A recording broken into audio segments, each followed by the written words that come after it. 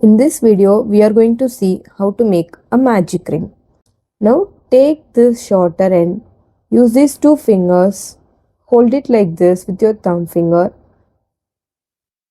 do one rotation, and when you come to the next round, do it like a cross and put this yarn behind and hold it like this.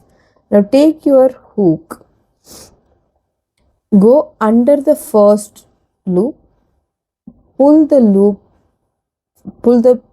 on the back to the front and do a small rotation. Now take this loop, make a knot. Now pull this shorter end out. Now you are done with the magic ring. Why it is called magic ring is the way it functions. Now if you pull on this shorter end, your circle gets smaller and smaller, and if you pull this edge, it will get bigger.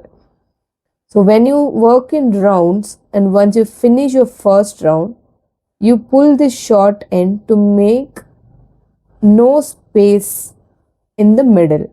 That makes it a perfect circle, and which is why this is very important, and it is also called a magic ring. I will show you one more time on how to do this.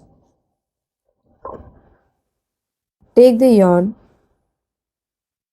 roll it on your fingers, do a crisscross zigzag pattern, and then pull it, hold it like this.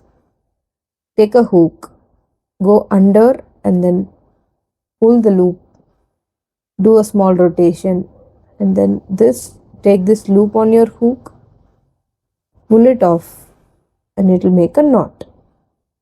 Now you can take off this small end out. Your magic ring is done.